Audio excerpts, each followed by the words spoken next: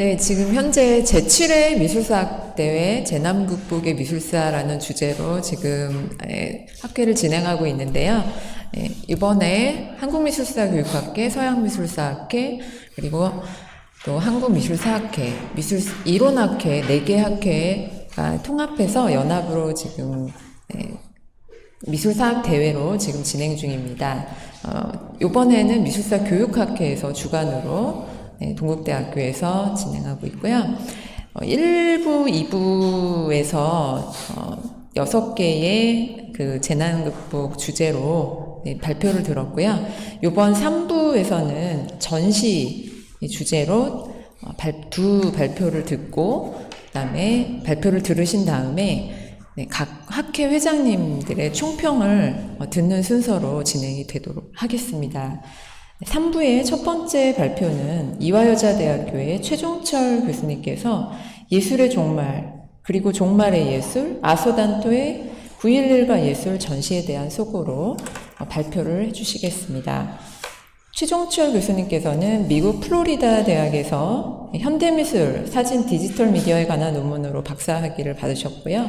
현재 이화여대 대학원 미술사학과 교수로 재직 중이십니다. 또 여러 다수의 논문이 포스트 세월호 시대의 예술이라든가 재난의 재현이 될 때 이러한 재난 시대 예술의 향방에 관련된 많은 논문을 발표하셨습니다. 네, 그럼 발표를 청해 듣겠습니다. 네, 안녕하십니까. 최종철입니다. 잘 들리시죠? 제 논문은 미학자 아소 단토가 2004년도에 9.11 5주기를 추모하는 뜻에서 9.11의 예술이라고 하는 전시를 기획했었습니다. 이제 그 전시가 이제 개최가 되고 그 전시 개최되기 전후로 미국의 어떤 문화적인 흐름 이런 것들을 한번 살펴보는 것이 첫 번째 목적이고요. 두 번째 목적은 오늘 이제 그 학회의 주제에 맞게 어떻게 이렇게 이런 재난의 시대에 예술의 형식이라든가 예술의 어떤 역할, 감상의 어떤 메커니즘 이런 게 어떻게 변화할까, 이제 그런 것들을 한번 조망해보는 그런 시도라고 할 수 있습니다. 휴식 시간 전에 제 앞에 이제 조은정 선생님께서 좋은 발표 해주셨는데요. 조은정 선생님의 발표가 예를 들어서 전쟁이라든지 재난 이후에 어떤 그것을 이제 기념하는 기념비라든가 동상과 같은 그런 이제 물질적인 형식으로서 이렇게 드러나는 그런 현상을 다루고 있다면, 저는 어떻게 보면 그것과 좀 반대의 이야기를 좀 할까 합니다. 어떻게 재난의 예술이 그렇게 장엄하고 웅혼한 형상으로 드러날 수 있을까 하는 의심에서 출발해서, 어떻게 보면 재난의 예술은 재난의 본질에 가장 근접할 수 있는 그런 예술이 되어야 되지 않을까? 그래서 그 무엇도 재현할 수 없고 그 무엇도 기념하지 않는 그런 일상적인 예술이 되어야 되지 않을까 하는 이런 생각을 좀 해봤어요. 그래서 이제 그런 의미에서 단토의 예술의 종말론도 좀 의미가 있을 것 같고, 여러 가지 얘기를 한번 묶어봤습니다. 그럼 시작하겠습니다. 만약 당신의 집이 물에 잠긴다면 여러분들은 결코 집안의 예술품 따위에 신경을 쓰지 않을 겁니다. 우르슐라 본 리딩샤드의 저 거대한 조각을 뗏목으로 사용한다면 혹시 모르겠지만요. 예술의 종말에 관한 연구로 유명한 미국의 철학자 아서 단토가 자신이 기획한 9.11 테러 4주기 추모 전 9.11의 예술의 오프닝 연설에서 던진 말입니다. 단토는 9.11 테러가 발생한 국제무역센터에서 그리 멀지 않은 맨하튼 남쪽의 한 갤러리를 임대해 뉴욕을 근거로 활동하는 작가이자 지인들 9명과 함께 전시를 열었습니다.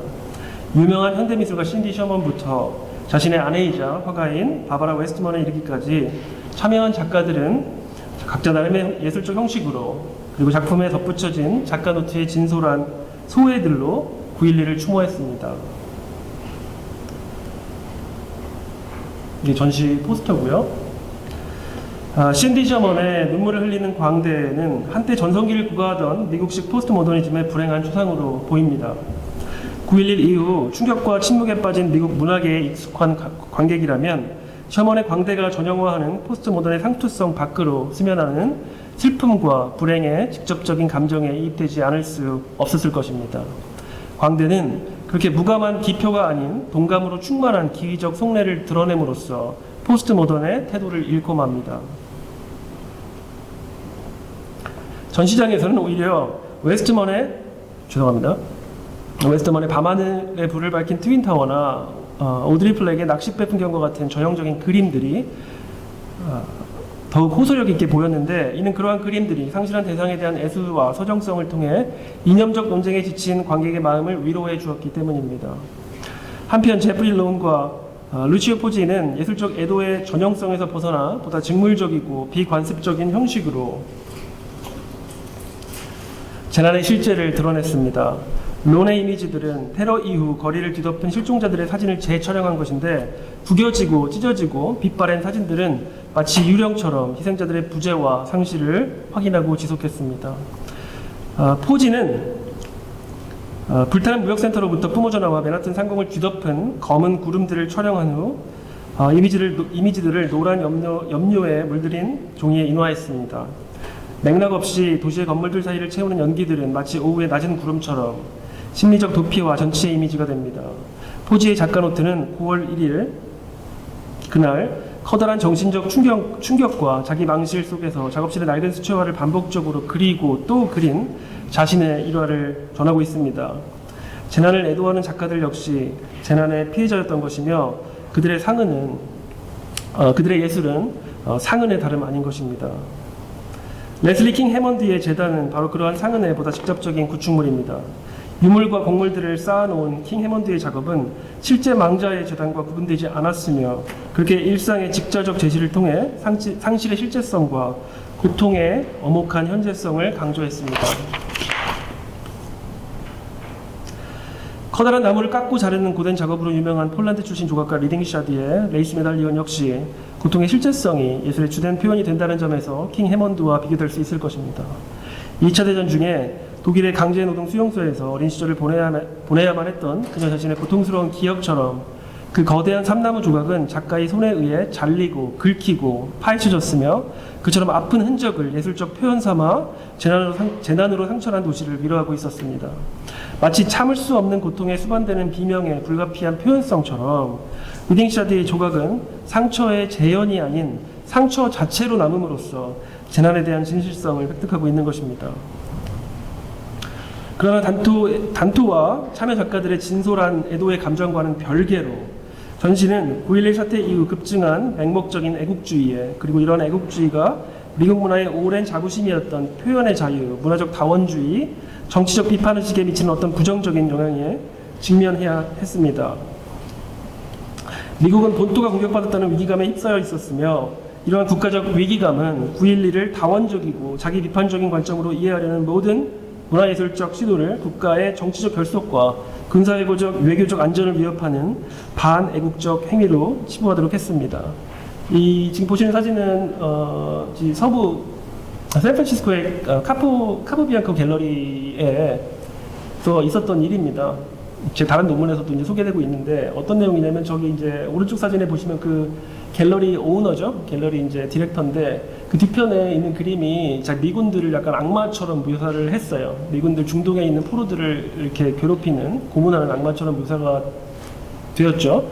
이 전시가 이제 이 그림이 전시되자마자 전시장으로 막 계란이 던져지고 쓰레기가 던져지고 이런 일들이 많았었습니다. 급기야 어떤 괴한이 들어와서 이 큐레이터를 폭행을 하죠.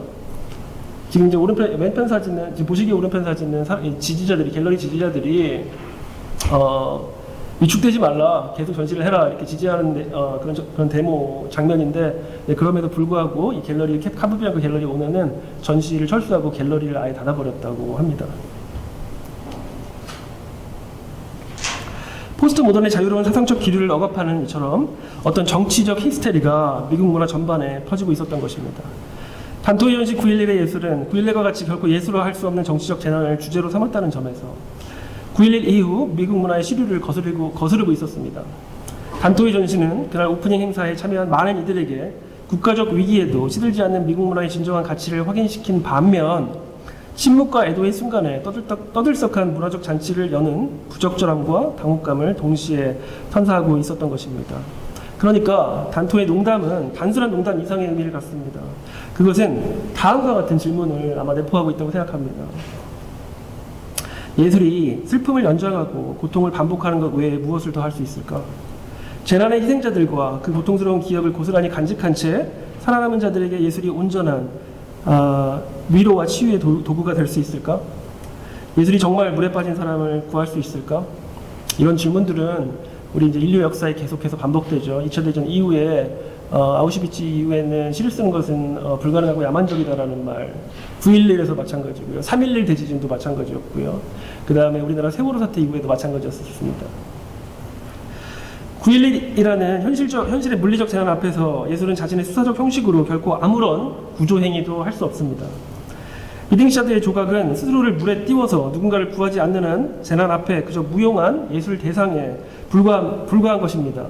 어쩌면 예술은 단토가 예술 종말론에서 도식화했던 것처럼 모더니즘의 무고한 혼란적 지평을 거치고 포스트 모던에 종잡을 수 없는 일상화와 다원주의를 통과해 9.11의 사주기인 그날에 이르러서조차 세계 속에서 자신이 무엇인지 무엇을 할 수 있는지 답할 수 없음으로써 자신에게 부여된 종말의 어떤 암울한 측면을 증명해버린 것인지도 모릅니다.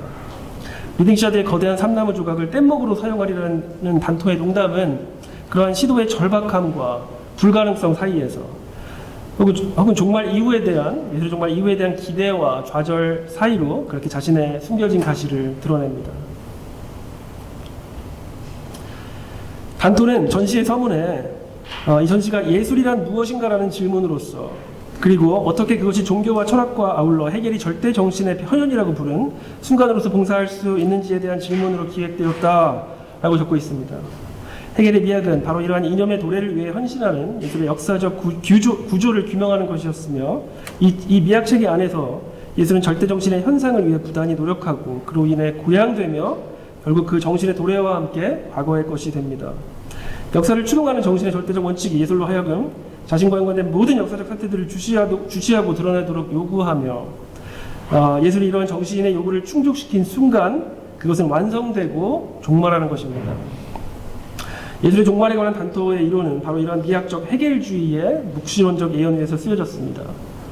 단토에 따르면 고전시대의 재현과 근대의 환원이라는 예술의 역사적 내러티브들은 각각 실제나 순수 등으로 변주될 절대성의 어떤 영역을 위해 발전을 거듭해온 바 그것의 귀착지인 워홀의 브릴러박스와 같은 사물 예술들은 절대성을 향한 예술의 역사적 도정을 완성함과 동시에 예술을 일상의 사물들과 지각적으로 식별 불가능하게 만들고 그렇게 예술을 어떤 외부 철학의 영역으로 몰아감으로써 그것의 종말을 시연하고 맙니다. 이게 이제 단토의 예술 종말론의 큰 줄거리죠.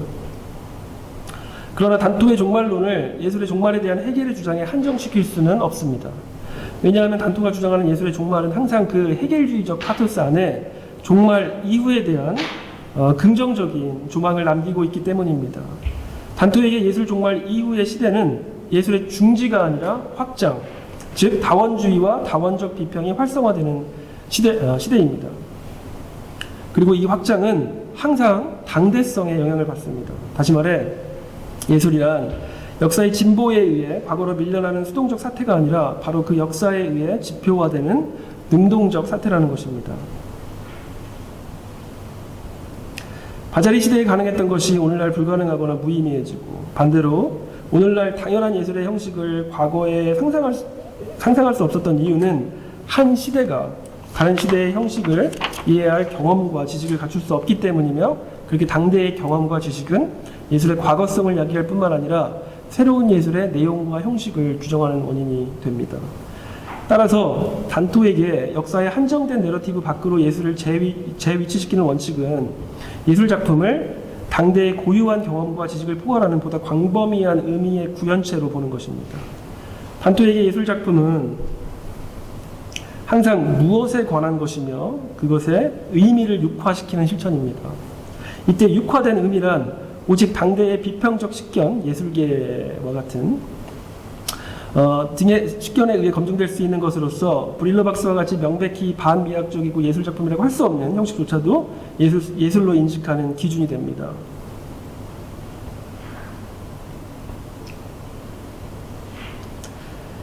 단토에게 다양한 의미들이 구현되고 새롭게 해석되는 다원주의적 예술의 시대는 취미 판단의 선험성과 특정한 형식의 배타적 권리를 옹호했던 칸트 그린버그 미학주의의 대척점에 자리 잡고 있습니다.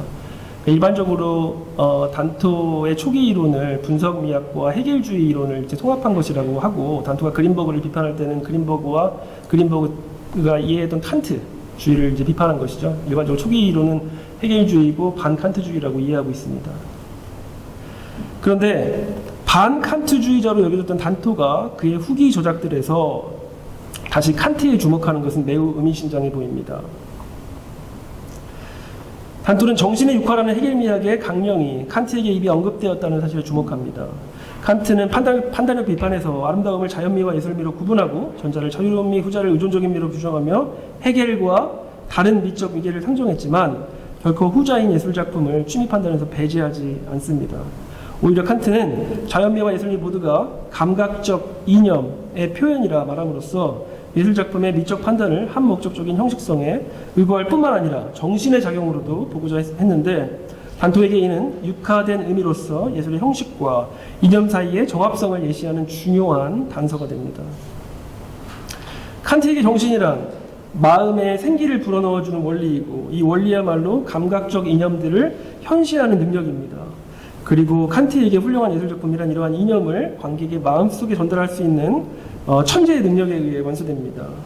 즉 칸트의 천재 개념은 주체가 자신의 인식 능력을 자유롭게 사용할 때 발휘되는 천부적이고 독창적인 재능을 의미하며, 칸트가 예술작품에서 정신의 중요성을 말할 때 그는 바로 이 인식 기능을 말하고 있었던 것입니다.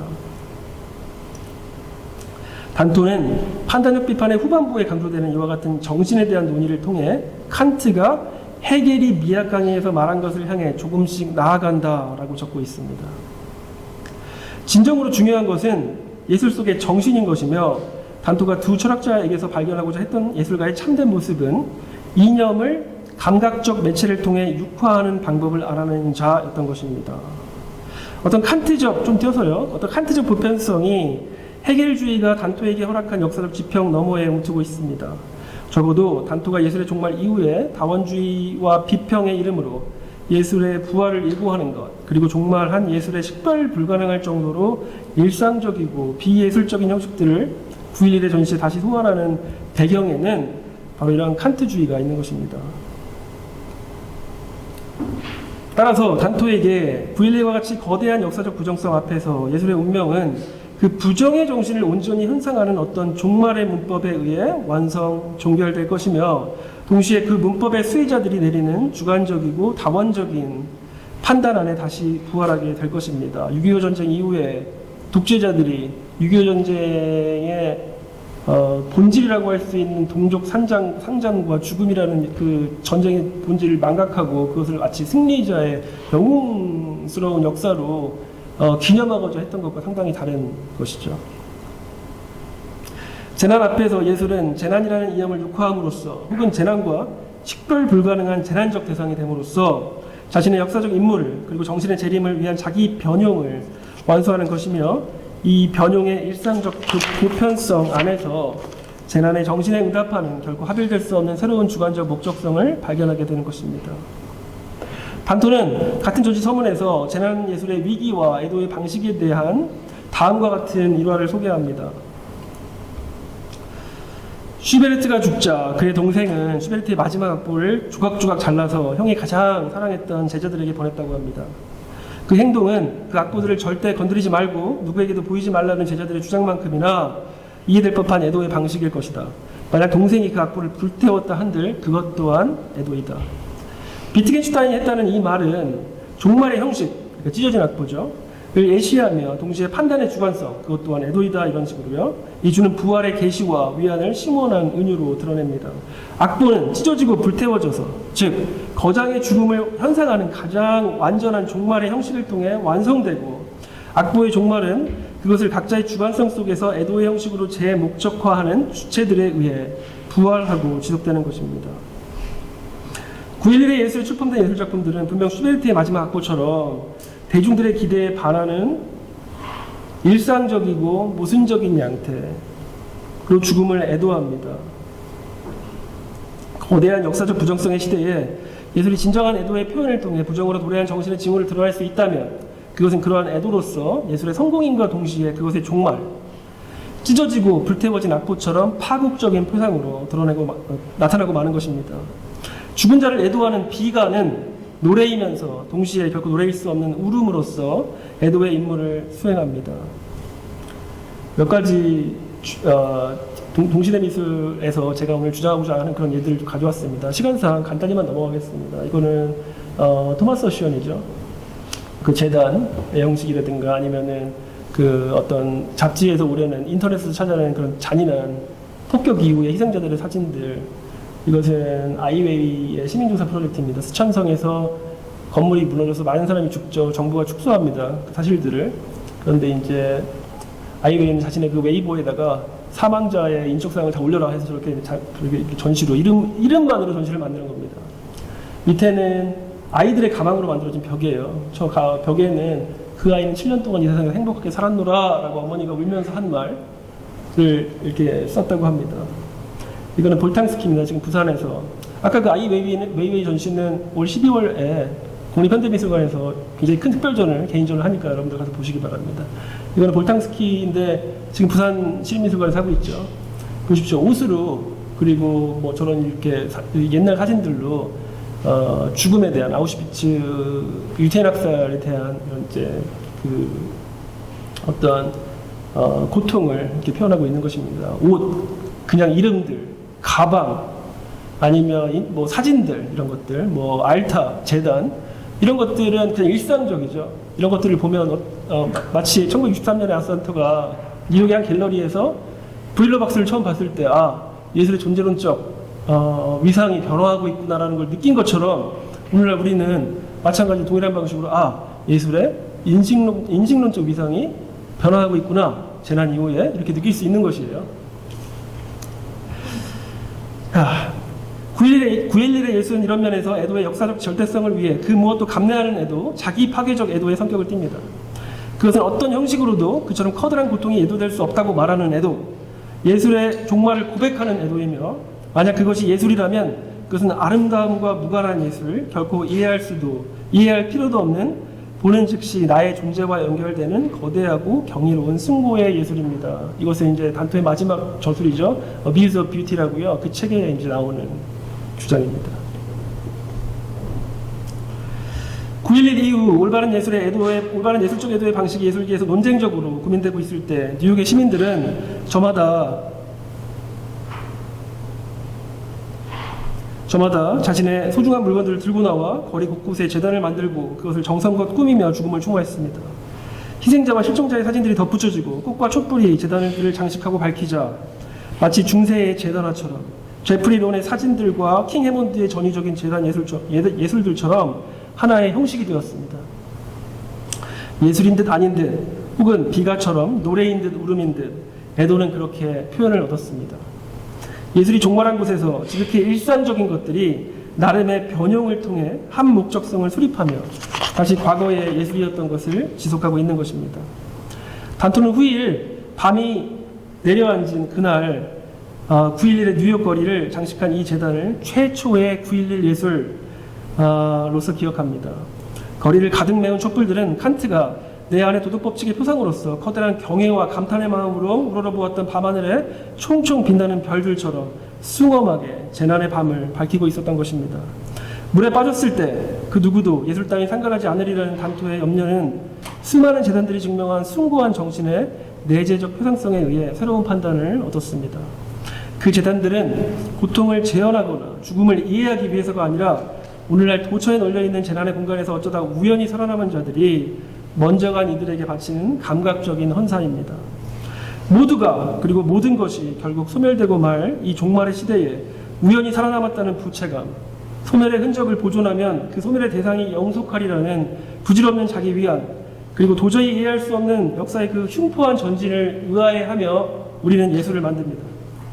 재난의 예술은 9.11의 밤거리를 가득 채운 재단들처럼, 그리고 찢어진 슈베르트 악보 조각들처럼 예술인 듯 아닌 듯 조각나고 분해되고 텅 빈 파국의 형상으로 종말의 세계에 작은 구원을 남기는 것입니다. 감사합니다. 감사드립니다.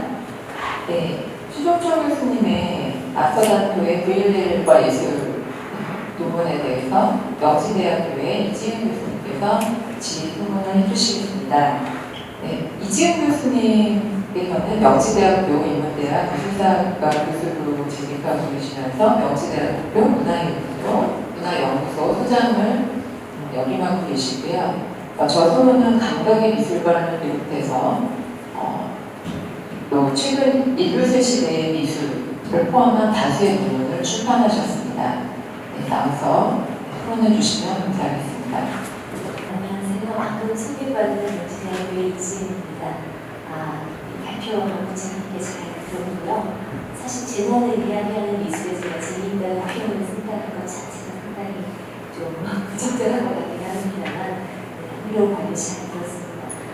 저의 질문이 있는 것으로라는 시작하겠습니다. 2001년 9월 11일 미국 뉴욕시의 세계무역센터 트윈타운 빌딩에 여객기를 충돌시킨 끔찍한 공격을 시작으로 수 워싱턴 DC까지 이어진 4차례의 테러 공격은 2,900명이 넘는 사망자와 25,000명이 넘는 부상자가 되며 전 세계를 경험시키고 공포에 빠뜨렸습니다.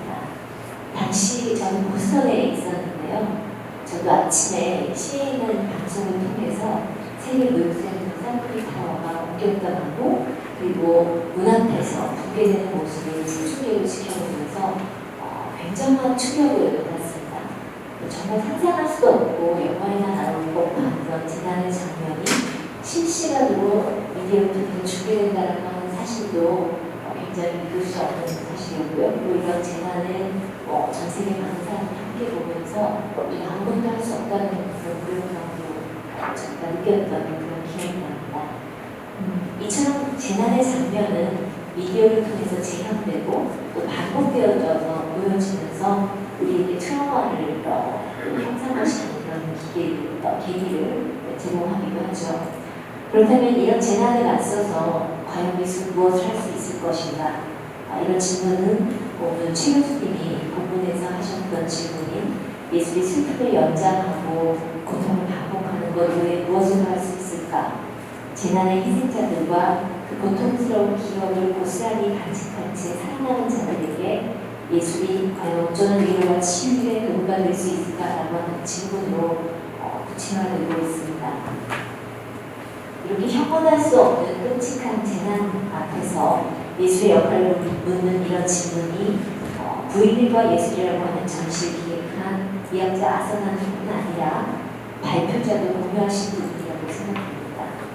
또한 미술의 정의와 기능이라고 하는 면에서 단토가 주장했던 예술 종말론과도 연계되어서 재난과 환경위기 등으로 그 지속 가능성을 의심하게 되는 우리 시대에 여전히 유효한 질문이라고 생각됩니다.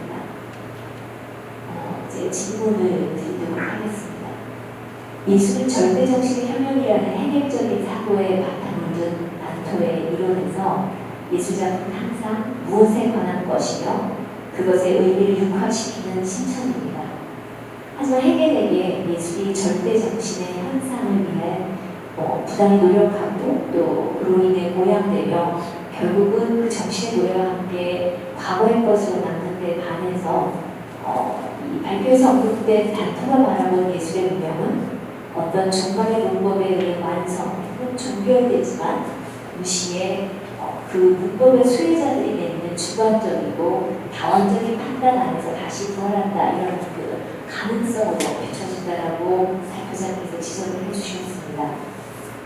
또 본문에서 역할의 의미란 오직 당대의 비판적인 시각에 의해 검출될 수 있는 것이라고 하셨는데 그렇다면 미술작품의 이상적인 관람자는 반드시 비평적인 시각을 가진 예술의 인사에 한정된다라고 하는 오해를 불러일으킬 수 있는 부분인 것 같습니다. 일반적인 관람자에게 예술작품의 의미를 전달하고 혹은 그 관람자 안에서 새롭게 생성되는 의미에 대해서 우리는 어떻게 해석을 해야 할까요? 이들이 이제 그 부분에서도 언급하셨듯이 수혜자들이 내는 주관적이고 다원적인 판단에 해당된다면 예술의 의미는 결국 관람자 개개인이 처하고 있는 다층적인 맥락에서 기인하는 주관적인 해석과 판단으로 비교되는 것이라고 볼 수 있을 텐데요.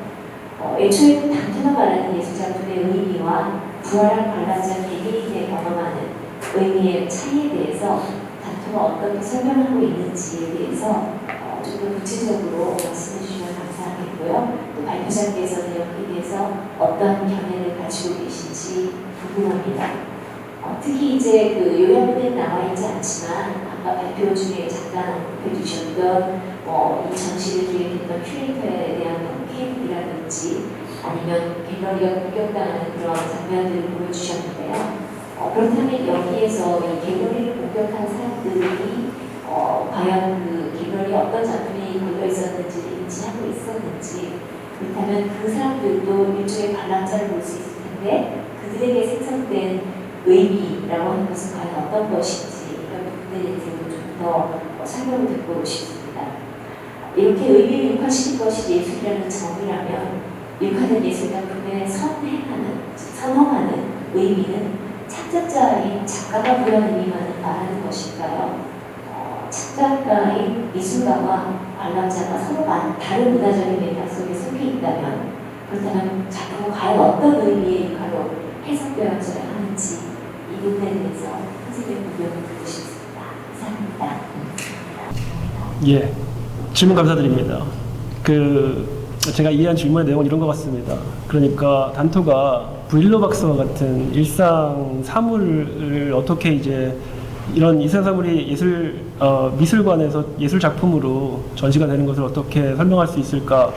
나름의 이제 분석 철학적인 입장을 이제 개진한 결과 그것을 항상 무엇에 관한 것이다, 그리고 의미의 육화다라는 그런 이제 어떤 주장으로 요약을 하는 것이죠. 그리고 이제 그리고 이러한 무엇에 관한 것, 그리고 의미를 육화하는 것을 어떻게 예술로서 판단할 수 있을까? 왜냐하면 지기자께서 말씀하신 것처럼 그것은 관점의 차이거든요. 그래서 그것을 단토 이런 초기에는 단토뿐만 아니라 마골리스와 같은 이제 미국의 분석 철학자들이 공통적으로 예술계라고 하는 어떤 예술 제도의 어떤 요청을 통해서 해결을 하려고 하는 것이죠. 그렇죠? 그리고 나중에 이제 단토는 그런 예술의 존재론적 변화를 보다 포괄적으로 체계적으로 설명하기 위해서 예술 종말론을 이제 개진하고 해결주의를 거기서 분석 철학과 접목을 시킵니다. 이것을 저는 이렇게 구분하고 싶습니다. 단토의 전기 이론, 초기 이론이라고 하고 싶어요. 2000년 이후에 어떤 심경의 변화가 생겼는지는 모르겠으나 단토가 이런 초기의 분석 철학적 입장에서 미학적인 입장으로 자신의 어떤 연구 주제를 바꿉니다. 그 미학적인 입장으로 바꿨다라는 그 주장은 아까 제가 말씀드린 이제 마지막 저술 Abuse of Beauty 그 서문에 나오는 그런 내용이죠. 그것이 어떤 이유인지는 단토가 정확하게 설명을 하지 않고, 그리고 2000년대 이후에는 특히 건강도 많이 안 좋아지고 마지막 책에는 각주조차 달리지 않고 그냥 이렇게 쓰여진 책이지 않습니까?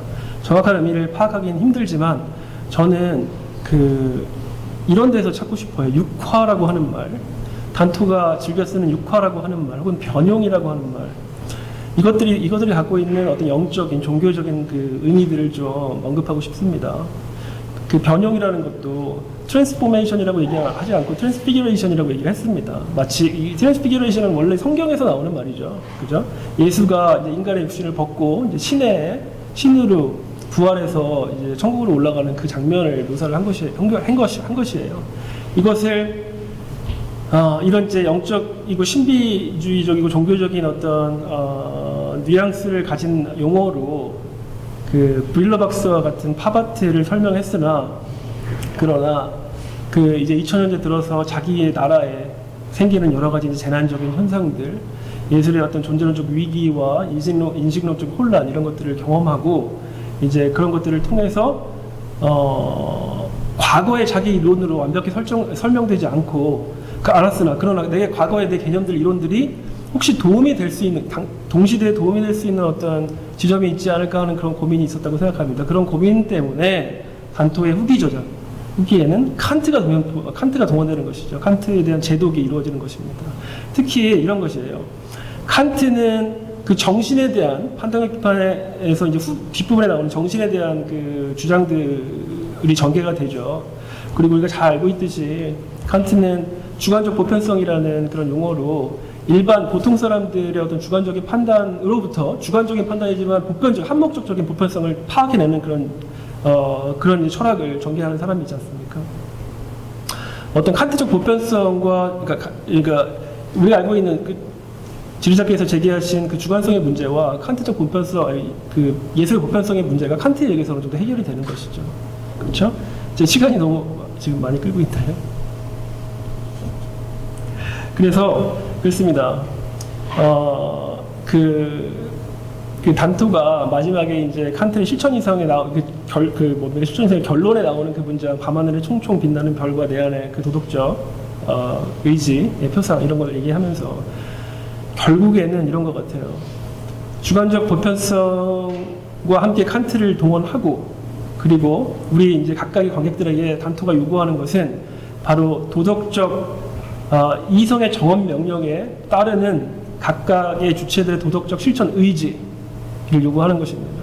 자기의 이성을 믿고 그 이성이 자기에게 얘기하는 명령을 귀 기울일 때 그것이 어떤 예술적 실천에 한 중요한 도구가 되지 않을까 이렇게만 말씀드리고 싶습니다. 감사합니다. 혹시 최종철 교수님과 질문해 주신 교수님께 감사드립니다. 네, 3부의 두 번째 발표이자 저희가 오늘 8개 발표 중에서 마지막 발표를 한국예술종합학교 김현재 교수님께서 해주시겠습니다. 김현재 교수님은 현재 한국예술종합학교 미술이론과의 개공 교수로 계시고요. 영국 레스터 대학교에서 박물관학으로 박사를 받으셨습니다. 그리고 예술연구 총선 코로나 시대 예술의 길이라는 저서를 쓰시고 다수의 논문을 발표하셨습니다. 오늘 논문의 제목은 팬데믹 이후 미술과 관련 패러다임의 불신학적 전환과 도시대전 과제라는 제목으로 발표하시겠습니다. 앞으로 청해드리겠습니다. 네, 감사합니다. 제 목소리 잘 들리시나요? 네. 우선 발표 시작하기 전에 한 가지 좀 양해의 말씀을 드려야 될 것 같습니다. 여러분 발표지를 보시면 지금 제 발표 원고에 지금 각주가 들어가 있지 않은데요. 이거는 제가 이제 제 작년 6회 학술대회 자료집을 이제 형식을 참고하는 과정에서 제가 이제 주최 측의 허락을 받긴 했습니다만 이제 그 6자 자료집에 이제 각주가 이제 없는 상태의 자료집을 제가 받기 때문에 제가 그거를 참고해서 이제 원고를 썼었습니다. 그래서 제가 추후 이제 전체 원고를 발표하게 되면 그때 이제 출전을 달아서 연구자분들의 이해를 도울 수 있도록 하겠습니다. 네, 그럼 발표는 우선 자료집에 실린 원고를 읽으면서 부연 설명을 첨가하는 형태로 진행을 해보겠습니다. 다만 원고를 제가 이제 알맞게 분할하여 PPT에 옮겼기 때문에 여러분 참석자분들께서는 화면을 보시면서 발표 내용을 확인해 주시면 감사하겠습니다. 네, 그럼 서론부터 시작하겠습니다. 팬데믹이 일상의 영역으로 확장되면서 집단 이용 시설에 대한 생활 속 거리두기라는 의식적, 제도적 통제가 진행되고 있습니다. 이로 인해 통상적으로 관람자들의 오프라인 경험을 전제하는 뮤지엄 역시 정부의 행정 지침에 의한 전시공간 폐쇄 또는 제한적 개관을 반복하면서 운영상의 위기에 직면했습니다. 이는 초국적 현상으로서 전형화되고 있는 상황인데요. 특히 미술관의 경우 현재 통제불능 사태로 인해 운영 주체를 막론하고 기본적인 사업활동 규모의 축소는 물론 지정 확보를 위한 기관 차원에서의 구조조정이 이루어지면서 영구적 폐쇄 시나리오를 점차 현실화시키고 있습니다. 본 연구는 팬데믹 이후 지속 가능한 운영을 위한 미술관들의 인식론적 전환 양상을 구체적으로 검토해보고 그 유무형적 대응을 살펴보고자 합니다. 이를 통해 주로 운영적 박물관이라는 실용적, 기술적 방법론으로서 이해되는 뮤지엄 운영의 개념적 외연을 확장하고자 합니다. 이에 대해 안토니 쉘트는 기관의 물리적인 운영을 위한 지식 시스템, 적용 규칙, 절차 및 윤리적 프로토콜, 그리고 조직 체계 및 규제 사항, 전시를 위시한 연계 프로그램 등과 같은 결과물들의 요소들로 구성된 이 모델이 전문 교육기관, 뮤지엄 관련 국제기구, 상업 갤러리, 학술 세미나, 그리고 출판물 등과 같은 제도적 구성물에 의해 일관된 내러티브로서 공인되고 또 재생산된 측면이 있음을 언급했습니다. 그러나 최근 뮤지엄 운영을 전제로 한 연구들 중에서 포스트 비판적 박물관학 모델이 공통된 논의 주제로서 묶이는 사례를 확인할 수 있습니다. 이는 근대적 뮤지엄이 지탱해왔던 실천과 관행에 대한 비판적 접근을 시도했던 비판적 박물관학의 후속 모델로서 기존 뮤지엄 운영 공식의 대안적 형태를 제시하고자 했던 목적론을 추구합니다. 또한 미술관과 작품, 그리고 관람자라는 기존 커뮤니케이션 모드의 동시대적 설정, 작품에 대한 미적 체험 및 수용 형식의 변화, 디지털 콘텐츠에 의한 전시 기법 및 인식 전반의 전통적 문법 해체 등을 통해 담론적 다양성을 융합하는 공간에 대한 지향성 등을 뚜렷이 표방하고 있는데요.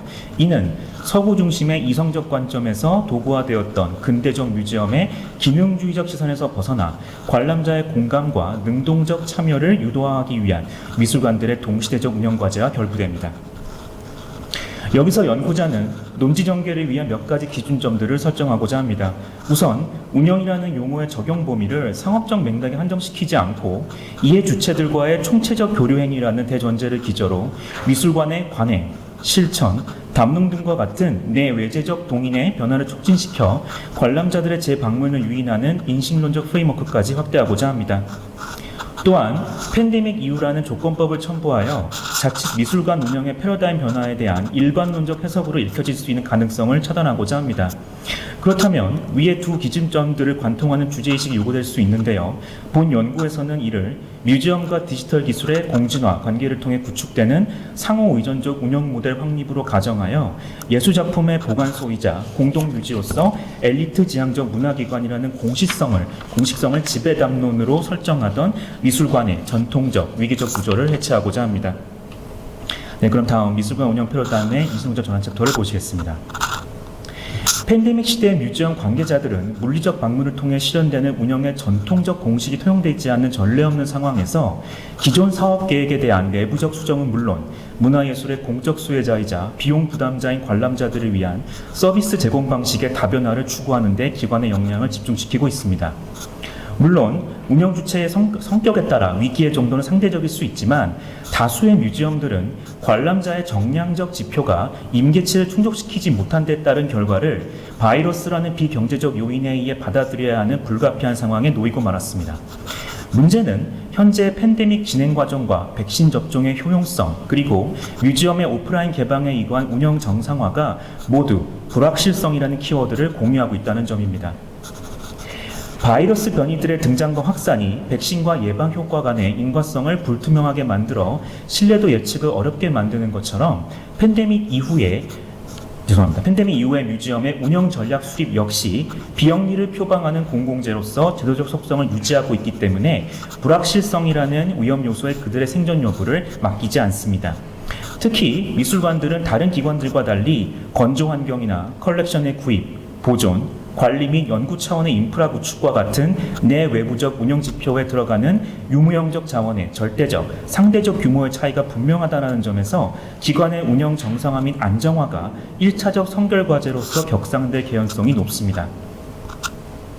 이를 기초로 추론해보면 팬데믹 이후의 미술관은 기존의 오프라인, 온사이트 방문 패턴을 대체해줄 수 있는 디지털 환경, 그리고 그에 의해 구축되는 플랫폼 뮤지엄으로서 다원적 이해관계자들의 분산형 채널 구조에 기반한 연결망을 통해 구현되는 온라인 이용자들 간의 유기적인 소통을 자신들의 동시대적 운영 공식으로 채택할 수 있겠습니다. 죄송합니다. 이러한 흐름을 뒷받침하는 대표적인 이론적 관점으로는 브루노 라투, 그다음에 미셸 칼롱, 그리고 존 로에 의해 개념화된 행위자 연결망 이론을 들 수 있습니다. 네, 지금부터는 ANT로 추락해서 읽도록 하겠습니다. ANT는 과학기술에 수반되는 문화적, 사회경제적 변화의 비판론과 낙관론을 대변하는 네오러다이즘과 포스트 휴머니즘의 양극단적 관점을 넘어서는 이론적 틀로서 과학기술의 효과를 사회적 맥락으로 변화시켜 설명하는데 그 본령을 두고 있습니다.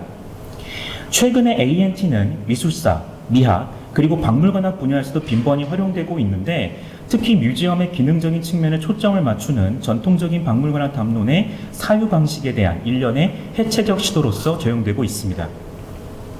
이는 인간을 우주 만물의 질서를 관장하는 인식론적 주체로서 설정하고 유물의 수집, 보존 및 전시 행위를 통해 자신이 축적해온 지식을 배타적인 권력의 형태로 전달했던 근대적 패러다임을 논쟁점으로서 지시한 것임을 알 수 있습니다.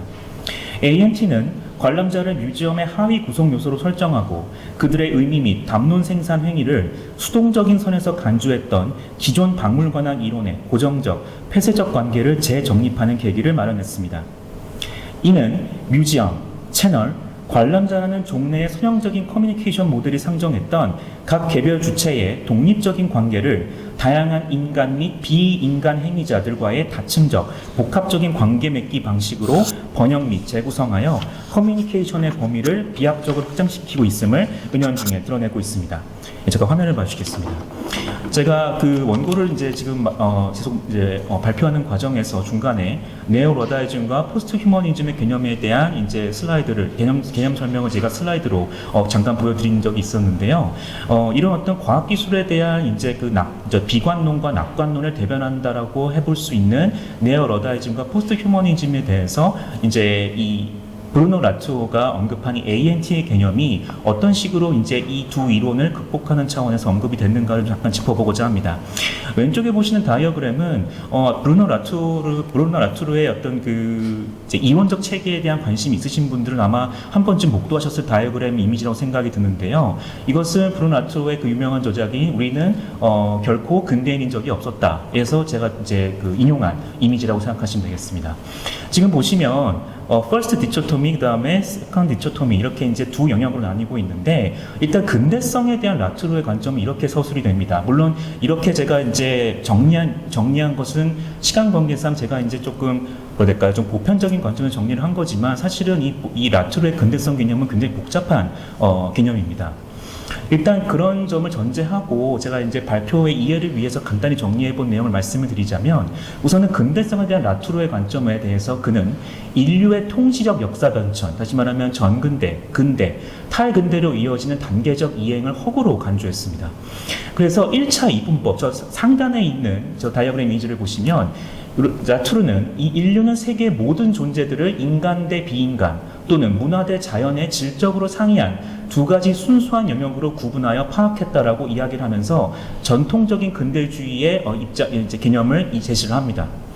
근데 그에 반해서 라투르가 이제 2차 이분법, 그러니까 이제 아까 1차 이분법은 이제 그 purification, 정화라는 단어를 썼는데 여기에 대한 어떤 반대급부로서 이제 라투르는 번역이라는 단어를 쓰게 됩니다. 라투르는 이 번역이라는 개념을 설명하는 과정에서 실제로는 위 구분과 상관없이 인류는 인간과 비인간을 결합시켜 이미 많은 이질적 연결망들을 이미 만들어냈다라고 언급을 하면서 이러한 부분들을 인류가 분간해내지 못했던 것은 이제 정화 번역 이 개념 자체를 이제까지 분리시켜 생각해왔기 때문에 그 모순을 이제까지 느끼지 못했다라는 식으로 라투르는 설명을 합니다. 다시 말하면 인간과 비인간의 이분법을 해체해야 한다라고 하는 그만의 이제 논리가 성립이 된 것이죠. 만약에 이 관점을 뮤지엄 운영론을 적용을 해본다라면 아마 이렇게 이야기해 볼 수 있을 것입니다.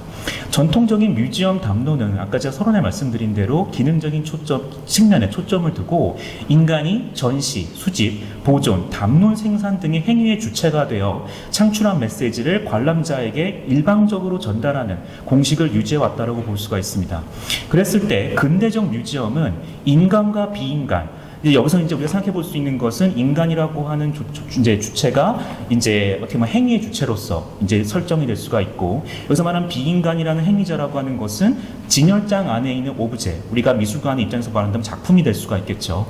그렇기 때문에 인간과 비인간, 주체와 객체 간의 영역을 완연히 구분하게 되면서 이 자연물이나 인공물로서 존재했던 오브제를 미술관이라는 맥락으로 이제 들어오게 되면서 탈맥락화시키면서 거기에 미술품이라는 아우라를 부여하게 되는 이런 어떤 구분법의 이제 공식이 이제 등장하게 됐다라고 하는 것입니다. 그렇기 때문에 근대적 뮤지엄이라는 곳은 이런 정화작용의 의무 통과점이자 지식순환의 중심지로서 지금까지 기능을 해왔다고 볼 수가 있겠습니다.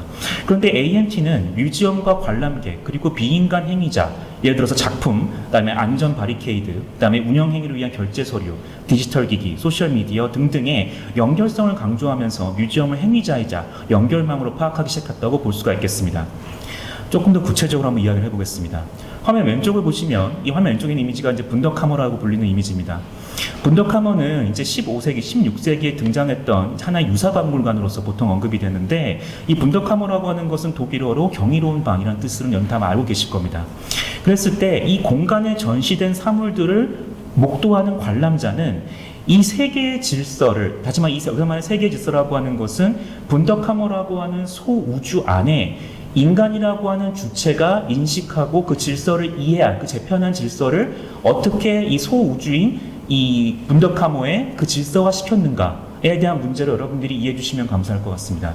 그렇기 때문에 이 경험을 통해서 우리가 데카르트적 인문주의 관점에서 놓고 봤을 때 결국에는 인간이 합리적인 이성을 가지고 행위의 궁극적인 주체로서 활동하게 되는 그런 어떤 근대적 뮤지엄으로서의 어떤 어떻게 보면 좀 초창기적인 시원적인 형태로서 우리가 확인해 볼 수 있을 것입니다. 그에 반해서 오른쪽에 보고 계시는 이미지는 이제 비엔나에 있는 벨베드르 갤러리입니다. 그래서 18세기 후반에 만들어진 그 플로어 플랜인데요. 이 당시 여러분들 아시다시피 이제 루브르 박물관과 더불어서 이제 많은 근대적 뮤지엄들이 등장했던 시기입니다. 그랬을 때 이 시대의 이제 중요한 어떤 역사적인 어떤 사건은 결국에는 순수 미술이나 미술사의 개념이 학술적으로 성립이 되었다는 것이죠. 그렇기 때문에 미술이 여타의 학문 영역으로부터 독립하여 제작자와 개별 작품의 예술성, 그다음에 창작 연대, 그다음에 특정 지역의 유파, 스쿨이죠. 그다음에 역사적 가치, 그다음에 진품 여부 등이 본격적으로 관심을 받게 됐다는 겁니다. 그렇기 때문에 이때부터의 미술관이라고 하는 것은 미술사를 어떻게 시각화할 수 있는가에 대한 문제로 넘어가기 시작을 하면서 우리가 알고 있는 보편적 뮤지엄의 등장을 이제 확인할 수 있었다는 것이죠. 왼쪽에 보시는 도식은 라투로의 또 다른 저작인 판도라의 희망이라 해서 이제 추출한 이제 이미지인데, 일단 왼쪽에 있는 이제 이미지를 보지 마시고 오른쪽에 비근대주의를 설명하는 다이어그램을 봐주시길 부탁을 드리겠습니다. 이 비근대주의에서 이 주체와 객체의 지금 이제 시간이 지나감에 따라서 어떤 식으로 이 관계가 변화하고 있는지를 지금 여러분들이 이미지 통해 보고 계신데요.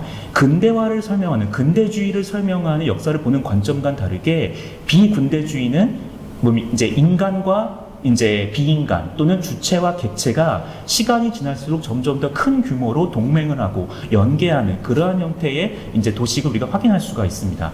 만약에 이 도식을 옆에 있는 이제 이미지에 적용해 본다고 한다면, 팬데믹 이후 온라인 플랫폼을 활용한 비대면 전시 환경 구축에 진력하는 미술관으로서 조직 내부, 이제까지는 조직 내부 안에서 상호관계 행위를 극복하는 행위들이 이제 유지가 되어 왔는데, 이 팬데믹 이후의 미술관의 디지털 환경이라고 하는 것은 뮤지엄 안 또는 뮤지엄 밖이라고 하는 그런 어떤 장소적인 어떤 그 전환과는 상관이 없이 인간과 비인간 행위자들의 연결성을 존중하면서 뮤지엄의 재구성을 촉진했다라고 볼 수가 있겠습니다.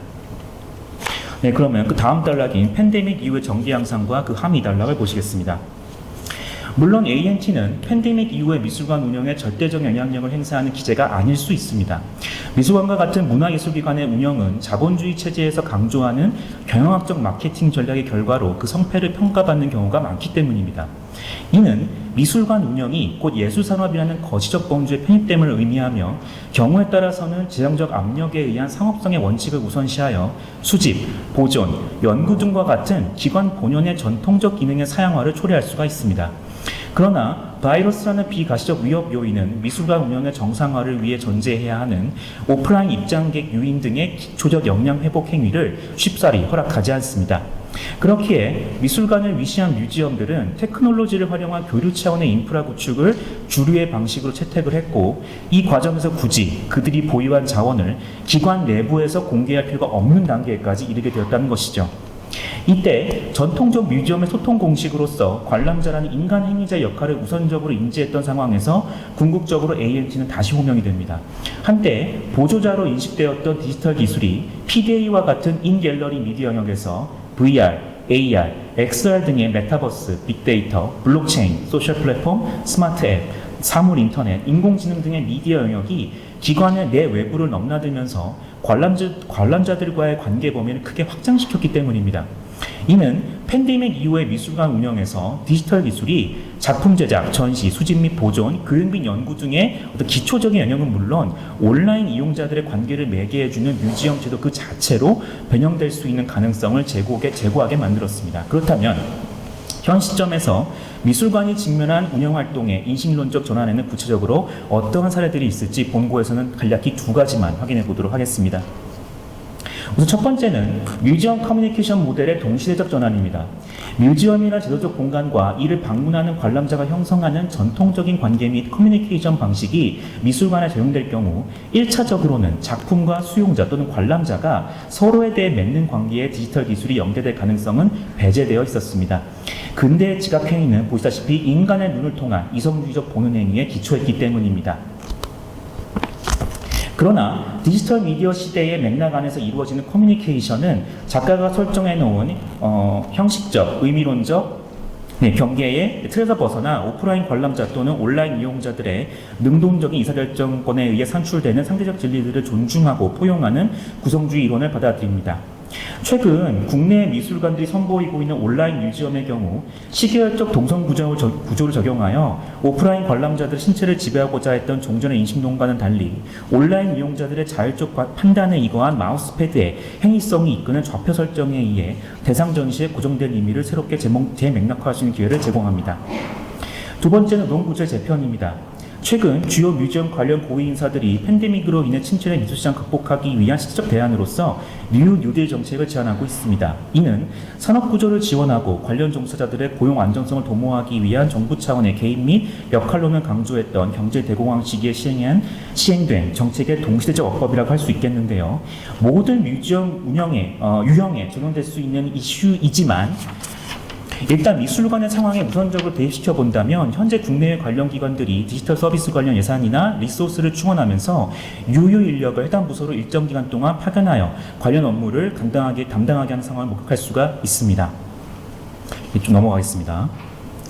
가령 페이스북, 트위터, 인스타그램과 같은 소셜 네트워크 서비스는 일종의 디지털 연결망으로서 작가, 미술관, 온라인 이용자 간의 관계 및 소통 방식을 사회적으로 재구조화시킵니다. 특히 해시브호에 팔로워가 제작한 결과물을 지시하는 주제와 결합된 태그를 주요 온라인 플랫폼에 올리면 자동적으로 링크가 형성되면서 해당 주제에 대한 관심을 공유하고 있는 이용자들은 물론 인공지능 알고리즘에 의해 초대된 또 다른 이용자들의 정보와 의견을 한데 모아주는 개방적 거버넌스 구축을 촉진시킵니다. 다만 팬데믹 상황의 불확실성을 전제로 한 미술관 운영의 장기화가 지속될 경우 이러한 온라인 플랫폼 수요의 진작은 기관의 노동 구조를 분산시키고 인건비 절감 차원에서 아웃소싱된 디지털 노마드들의 기하급수적 증가까지 초래할 수 있음을 주의해야 합니다. 네, 시간 관계상 바로 결론 넘어가도록 하겠습니다. 뮤지엄의 단일한 형태의 실제나 고정된 운영 방식이 있다고 상정할 수 없다는 호퍼 그린힐의 격언처럼 팬데믹 이후 미술관들의 생존을 위한 운영 패러다임 역시 거시적 또는 미적 환경 변화는 물론 투입한 자원에 대한 예측 범위 이상의 산출물을 항시적으로 요구하는 관련 이해 주체들의 필요 및 요청에 따라 그 양태를 변화시킬 가능성이 높습니다. 만약 뮤지엄이라는 개념의 하위 유형적 범주로서 미술관을 상정했을 때 기관 고유의 전통적인 운영행위 이론을 팬데믹에 의해 가속화된 형이상학적, 상호교류적, 융합적 정보 환경인 인포스피어, 정보권이라고 이야기하겠습니다. 이 인포스피어에 접목시키면 온오프라인 관람자 등의 이용자들이 공급되는 예술 상품과 서비스에 대한 핵심 성과 지표 및 핵심 성공 요인의 새로운 정성적 기준점을 제시할 수 있겠습니다. 특히 미술관은 다른 유형의 뮤지엄들과는 달리 주관적 만족을 전제로 특정 대상의 미학적 가치를 평가하고 공유하는 속성을 갖는데 오프라인 관람자 또는 온라인 이용자들의 방문 요인과 공급되는 예술상품의 수요 패턴이 매우 변칙적이라는 점에서 기관 환경의 총체적인 이해가 요구됩니다. 피오나 맥리는 뮤지엄 마케팅이라는 저서에서 뮤지엄에 대한 공통된 이해는 존재하지 않으며 이 용어에 대한 개념적 정의 역시 동시대적 이해관계나 이데올로기에 의해 함의가 엇갈리고 그 운영에 대한 역할론도 불확실성으로 가득하다고 주장을 했습니다. 하지만 시대의 흐름과 의식의 전개 양상과는 별개로 미술관과 운영이라는 개체의 존재 이유 및 작동 원리를 공유하는 키워드가 여전히 인간이라는 사실은 유효합니다. 다만 팬데믹 이후 드러난 인간, 비인간 행위자들의 동반적 교류 행태가 뮤지엄, 특히 미술관이라는 생태적 모델의 운영 정체성을 복잡 다단한 관계망 속에서 새롭게 재구성하고 있다는 점은 미술사적 의미나 행위의 원천이 오직 인간에게만 국한되지 않고 자연과 기술 등의 다양한 비인간 행위자들의 이해관계까지 존중하는 인류사적 사고방식을 일상적 차원에서 규모화시키는 데 일조할 수 있을 것이라 생각합니다. 네, 긴 시간 발표 들어주셔서 감사합니다.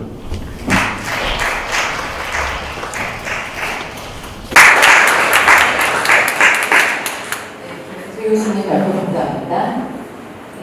김현재 교수님의 발표에 대해서 안비 경기도미술관 원장님께서 질문을 해주시겠습니다.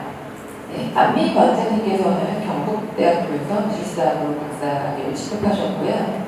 광주 비엔날레 정책기획 팀장을 역임하셨습니다. 현재는 경기도 미술관 원장으로 재직하고 계십니다. 안녕하세요. 경기도 미술관 안미입니다. 이런 의미 있는 자리에서 미술관에 대한 내용으로 참여할 수 있게 되어 기쁘게 생각하고 좋은 기회를 주셔서 감사드립니다. 팬데믹 이후 지속 가능한 운영을 위한 미술관들의 전환 양상을 검토하고 그 대응에 대해 살펴보신 김현재 선생님의 발제는 잘 읽었습니다. 많은 부분 동의하고 있고 말씀해 주신 과제에 대해서도 공감하는 바가 컸습니다.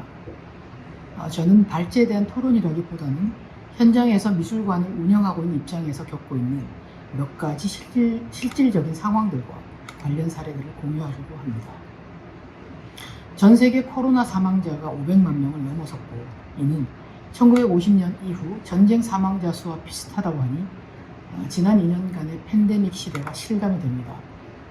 코로나가 발발한 지난해 미술관들은 온라인 기반 사업들을 급히 신설하여 이를 포스트 코로나 시대의 대안으로 삼고 이 혼란스러움이 곧 끝날 것이라는 맹목적인 희망과 함께 새로운 영역에 기관의 인력과 예산을 집중했습니다.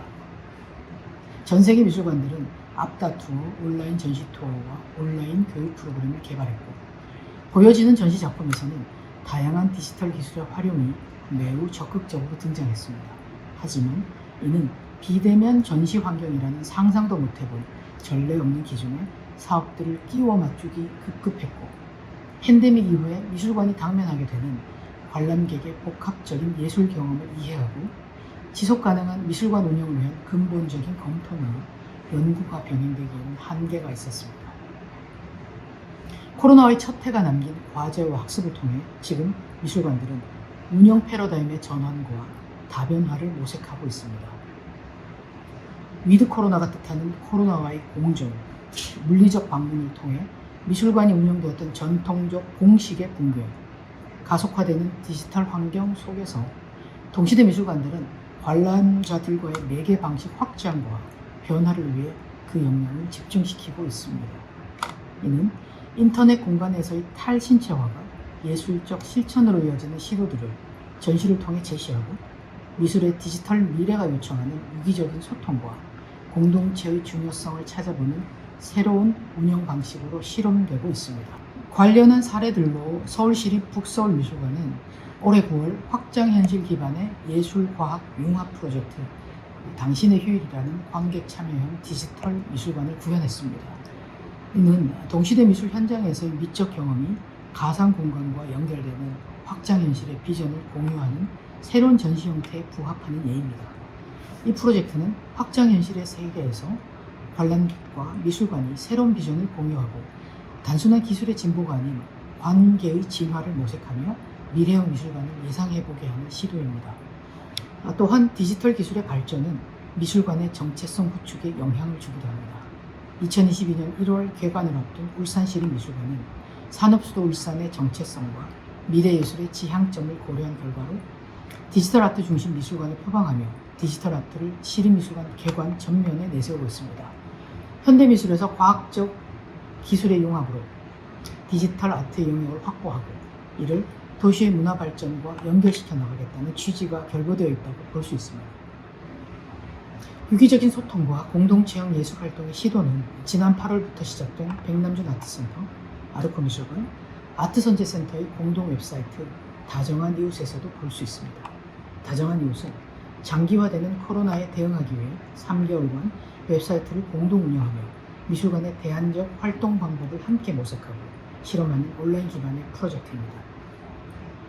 세 기관은 팬데믹으로 인한 위기 상황 속에서 미술관의 역할과 공공 영역의 연대 형성 필요성에 공감하고 기획과 예산을 공동으로 투입한 다양한 프로그램을 추진했습니다.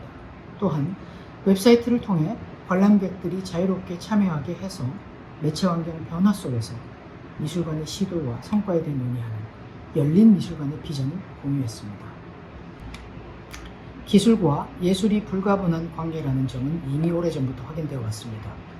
팬데믹은 기술 발전을 가속화시키고 고도화시켜 현재 인류의 관심은 디지털, 가상의 공간을 향해 있습니다. 이는 인간과 비인간의 하이브리드 연결망을 적극적으로 주목하게 만들었고, 포스트 휴먼 시대인 지금 우리는 기술과 예술의 관계를 좀 더 진화된 관점으로 바라볼 필요가 있을 것입니다. 기술은 관람객들과 미술관의 관계를 지속 가능한 확장을 위해 매개하고 유기적인 소통으로 실천적인 공동체형 예술 활동을 지향하게 하여 미래미술관 운영 패러다임의 주축이 될 것입니다.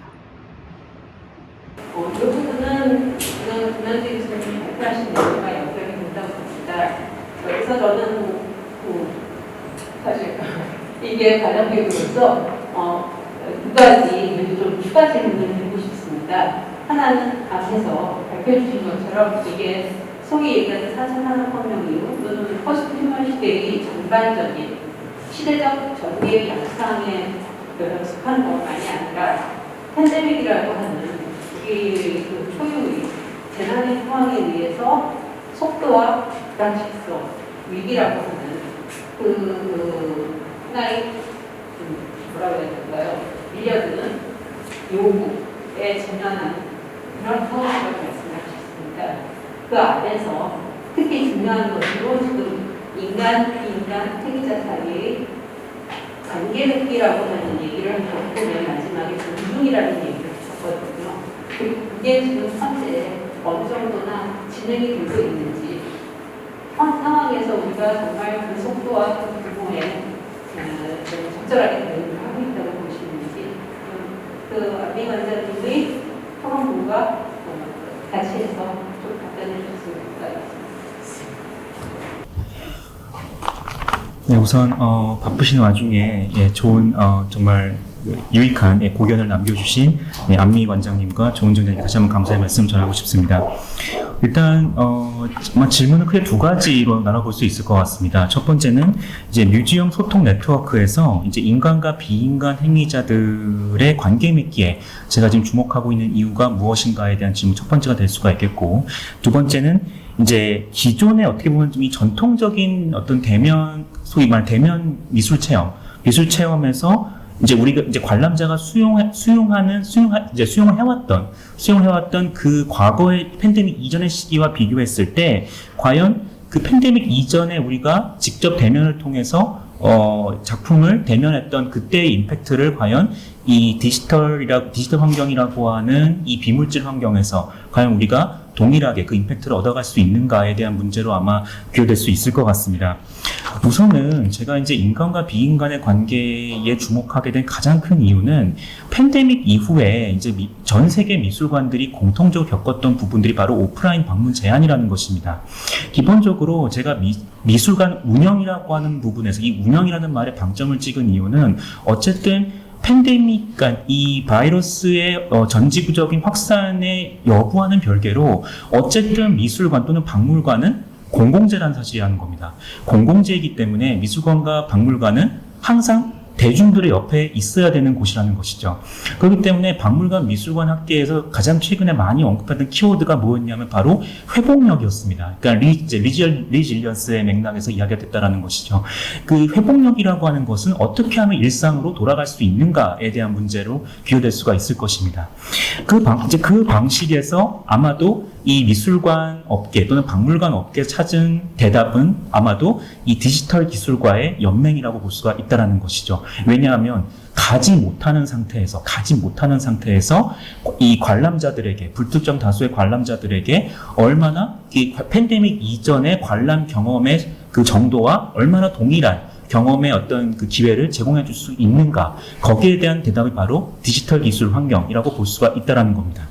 그랬을 때 제가 지금 이 비인간 행위자, 사실은 뮤지엄이라고 하는 존재는 우리는 이제까지 굉장히 거시적인 측면에서 바라본 측면이 있습니다. 뭐 전시, 뭐 교육, 뭐 이런 식으로 굉장히 크게 봐왔던 부분들이 있는데, 사실 제가 아까 비인간 행위자의 그 면면을 제가 예시를 들어드리는 과정에서 언급했던 것 중에 하나가 어떤 그 운영을 위한 서류를 제가 언급했었습니다. 그것은 뭐냐면 전시가 이루어지기 위한 또는 교육 프로그램이 실행으로 옮기기 위한 그 과정들이 있을 거라는 것입니다. 그랬을 때 그 과정은 그 그 뮤지엄 네트워크 안에서 활동하고 있는 개별 학예사들이나 또는 행정 인력들이 회의를 하고 그 회의를 통해서 어떠한 말들이 오고 가면서 그것을 문서로 만들게 되고 그 문서가 어떻게 제도적으로 효력을 발휘할 수 있는가 이런 문제까지 연결되기 때문에 사실은 인간과 비인간 행위자의 문제를 제가 조명할 수밖에 없었는데요. 여기에 대해서 이제 그 디지털 기술에 대한 이 이야기를 제가 이제 비인간 행위자의 맥락에서 이야기한다고 가정했을 때 제가 일단 이 관계 맺기에 주목하는 이유는 이 관람자의 역할에 대한 새로운 어떤 패러다임이 제시되고 있다라고 하는 겁니다. 그랬을 때 우리가 프로슈머라는 개념이 요즘 많이 언급되고 있는데 프로슈머라고 하는 것은 프로듀서와 컨슈머, 다시 말하면 창조적인 소비자로서의 관람자의 역할을 현 팬데믹 시대 이후의 미술관에도 지금 이제 강조를 하고 시작했다라는 것이죠. 그렇기 때문에 이제 관람자가 이 디지털 환경 안에서 큐레이터이자 공동 제작자이자 콘텐츠 제작자이자 콘텐츠 배포자로서의 역할까지를 모두 수행할 수 있는 이제까지 수동적인 존재가 아니라 주체로서 활동할 수 있는 어떻게 보면 본격적인 장을 이 디지털 환경에서 마련됐다라고 하는 점에서 우리가 주목해 볼 필요가 있을 것입니다. 그 과정에서 결국에는 하향적 또는 선형적인 유계 구조를 갖고 있던 기존의 전통적인 뮤지엄의 구조 자체도 해체할 수 있다라고 하는 점에서 우리가 인간과 비인간 행위자의 관계에 주목할 수밖에 없는 그러한 부분을 우리가 이제 생각해 볼 수 있을 것 같고요. 그 다음에 이제 정은정 회장님의 두 번째 질문에 대한 말씀을 드리면, 개인적으로는 과연 따라가고 있는가? 그러니까 저는 전통적인 뮤지엄의 경험을 과연 팬데믹 이후에 지금 미술관 이 디지털 환경이 저는 어느 정도 개선할 수 있어도 대체까지 할 수 있을까? 이 부분에서 저는 굉장히 좀 앞으로 좀 지켜봐야 될 문제라고 생각을 합니다. 그러니까 예를 들어서 저희가 이제 여기 안미 관장님께서 언급을 하셨습니다만, 이제 다정한 이웃전이라든가 또는 서울시립 미술관을 진행하고 있는 컬렉션 오픈 해킹 채굴 같은 프로그램이라든가 또는 이제 지금 국립현대미술관 진행되고 있는 워치&칠 프로그램도 마찬가지 맥락으로 저는 생각을 합니다. 다시 말하면 온 오프라인 상에서 연동한 전시 플랫폼에서 작가와 관람객이 함께 주도적으로 화장품을 관람하고 또 소통을 하는 그러한 환경들, 이런 부분들을 이제 우리는 지금 목도하고 있다는 점에서 새로운 미술관 운영의 패러다임이 제시됐다고 볼 수가 있는데, 문제는 뭐냐면 이러한 지금 인간과 비인간 행위자의 문제를 조명하면서 디지털 환경을 전하는 우리가 언급을 하고 있지만, 만약에 이것이 동시대 미술관이 아니라 전통적 미술관의 관람 경험을 아까 잠깐 보셨습니다만 VR과 같은, 다시 말하면 인간의 마우스 행위를 통해서 이제 우리가 관람을 한다고 가정을 했을 때, 구성주의적 맥락에서 관람자 스스로가 의미를 만드는 주체적인 행위를 수행한다 하더라도 어떤 전통적인 미술관, 예를 들어서 시기별로 또는 유파별로 어떤 그런 직선적이면서도 교훈적인 내러티브를 강조하는 미술관에서도 과연 이러한 디지털 기술이 유효하게 적용될 수 있을까? 저는 거기에 대해서는 굉장히 앞으로도 많은 학술적인 논의가 좀 진행돼야 된다고 생각을 합니다. 네, 일단 이렇게 정리하겠습니다. 네, 김현재 교수님께 감사드립니다. 또 토론을 해주신 안미 원장님, 해주신 조은정 교수님께 감사드립니다. 네, 다음은 8개 오늘 발표가 마쳤고요. 바로 각 학회 회장님들의 총평을 듣는 시간을 갖도록 하겠습니다. 네, 3부 토론 시간을 갖도록 하겠습니다. 3부 토론 시간에는 특정 주제로 저희가 토론을 하기보다는 이번 제7회 미술사학대회 재난극복의 미술사라는 이제 주제로 저희가 8개의 발표를 들었는데요.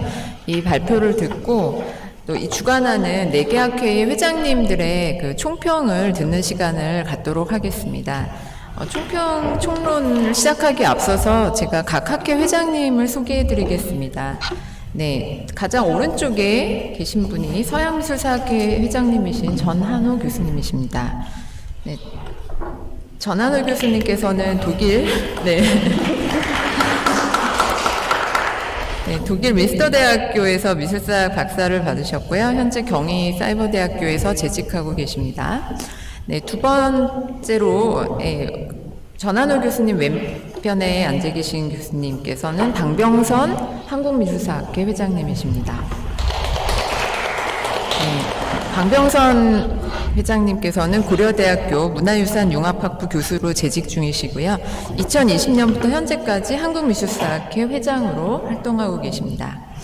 네, 다음은 조은정 한국미술이론학회 회장님이십니다. 네, 현재 목포대학교 미술학과 교수로 재직 중이시고 한국미술이론학회 회장을 역임하고 계십니다. 네, 마지막으로 이번 학회를 주관하고 있는 한국미술사 교육학회 회장님이신 최응천 교수님을 소개해드리겠습니다. 최응천 교수님께서는 동국대학교 대학원 미술학과 교수를 역임하시면서 동국대학교 박물관 관장, 또 현재 국외소재문화재단 이사장을 역임하고 계십니다. 그러면 먼저 서양미술사학회 회장님이신 전한호 교수님의 총평을 듣도록 하겠습니다. 네, 안녕하세요. 다른 회장님께서 일어나서 인사드리고 저만 나가서 일어나서 인사드리고 네, 오늘 그 8개 발표가 있었는데요. 주제는 재난이 아니라 재난 극복이었습니다. 저희가 여기서 구체적으로 재난이라는 주제는 이전에 다뤘던 기억이 있는데요. 이번에는 재난 극복이라는 주제에서 방법적이고 현대만 더군다나 지금 시위성이 이제 저희가 재난 극복하고 전달 회장님께서 어느 정도를 나가고 있는 중이다라고 하셨는데 비슷하게 시위성이 좋은 주제 같다고 생각합니다. 두 가지는 저희 이번 미술사학회가 의미가 있었다 이런 생각을 했습니다. 첫 번째는 지금 계속 들으셨던 것처럼 저희가 4개의 학과가 오셔서 어쩌면 지역과 사세대를 분리하는 그런 학교들인데 종합적으로 장으로서 한상 내는 주제에 대해서 적합한 어떤 시스템을 갖추기 위한 그런 자료들에서 의미가 좀 있다 이런 생각이 들고요. 두 번째는 재난 극복인데요. 이게 아마 저희가 코로나 시대에 코비드19를 겪으면서 아무래도 항상 생각일 수도 있겠지만 한국이 보다도 자산하다에서 그런 어떤 전망이 아니고 이제 사회업계의 연결성에 대해서 많은 고민을 하고 있고 이런 시공에 이루어져서 이번 학회를 활용할 수 있지 않을까 이런 생각이 듭니다. 말하는 얘기이긴 하는 건데 미술 사학이 한국적으로 어떤 역할을 할 수 있는지 이런 고민을 나눌 수 있는 자리였다고 생각합니다. 재난에 대해서 재난 극복에 대해서 여기저기 현대까지 중세대까지 그다음에 전쟁도 있었고 그다음에 기후 환경에 대한 이야기도 있었고 여러 코로나 주제도 있었지만 어쨌든 간에 이러한 주제를 통해서 최종 결과를 여러분이 발표하실 때 정말 미술이 이제 한국이 마찬가지로 체험할 수 있는 질문이라고 생각이 되는데요. 오랫동안 자기가 어떻게 구할 수 있는지에 대해서 고민할 수 있는 그런 기회였다고 생각합니다. 예전에 가능성이라는 말씀을 하셨는데 저도 계속 들으면서 그런 생각을 했습니다. 고대는 기념대라든지 전선들을 기억하는 그런 의미의 역할이 있었고 이게 그때까지는 그냥 현대 일상을 회복하는 의미를 있을 수 있는 것들인데 재난 극복의 미술이었지 않나 라는 생각이 드는데 근데 이 현대에 있어서는 오히려 인생적인 변화를 통해서 오히려 여행이 형식 내는 틀, 구조를 바꾸는 그런 그 세계가 현대적인 결정하고 있는 저희 시대의 동시대의 미술이지 않나 이런 것도 총론적으로 해봤습니다. 어쨌든 오늘 발표를 해주시고 지지해주신 그 8분의 선생님들, 저는 8분의 지지자 선생님들께 특별히 감사를 드리고요. 더군다나 이런 학회를 통해서 저희가 종합적인 직관을 갖도록 더군다나 풍성한 토론의 장을 이룰 수 있도록 수고해주신 이번 그 미술사 대회에 담당이신 한국미술사 교육학회 특히 최영선 회장님께 감사의 말씀을 드립니다. 내년에 저희가 미술사 대회를 열게 될 텐데요. 오늘은 다행히 이렇게 이제 오프 비대면으로 한 100명도 저희가 학회를 하게 돼서 굉장히 감명 깊게 생각합니다. 내년에는 좀 더 풍성한 모두의 장이 될 것을 기대하면서 재난을 극복하고 내년에 보도록 하겠습니다. 감사합니다.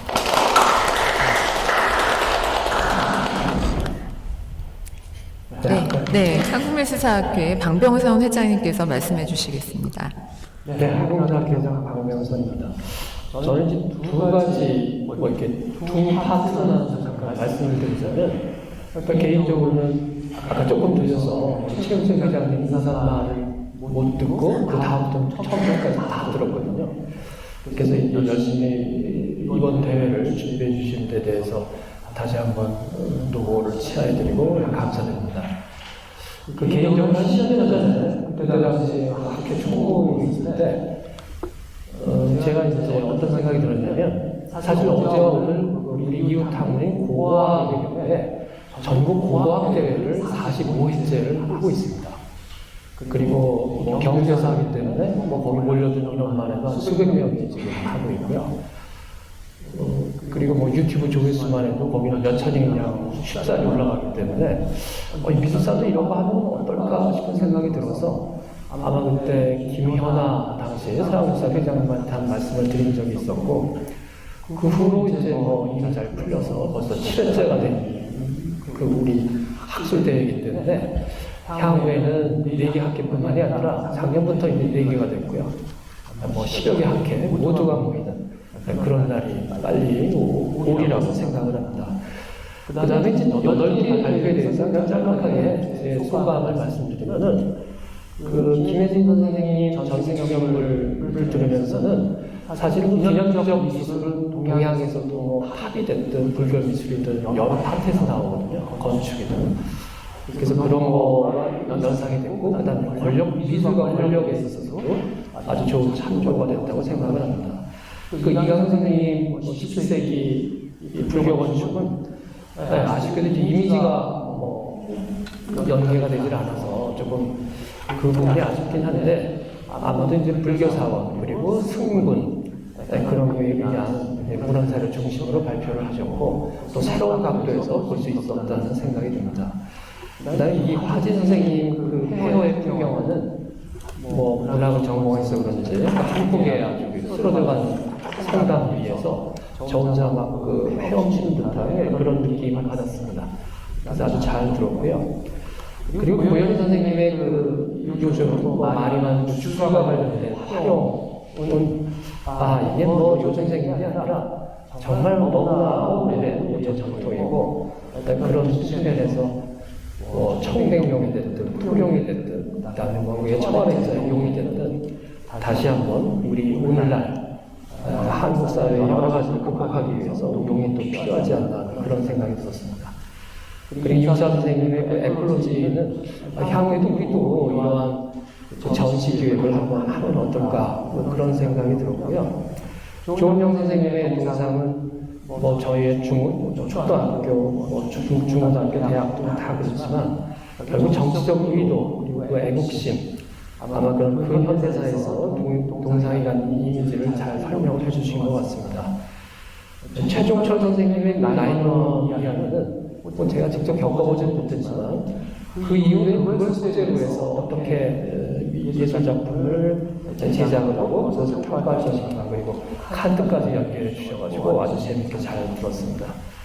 끝으로 그 김혜자 선생님 박물관 이야기는 아마도 그 박물관에 대한 인식, 패러다임에 대한 어떤 역사적인 성격까지 아주 재밌게 변화와 더불어서 설명을 해주셔서, 그 작년에 저희가 4개 파트의 발표를 들었는데 여러 가지 문제가 있어서 올해는 8개, 아마 그 내년쯤에는 12개, 그 후에는 20개를 해서 1박 2일에 걸쳐서 이러한 현장에서 다시 만나뵙기를 고대하겠습니다. 예, 고맙습니다.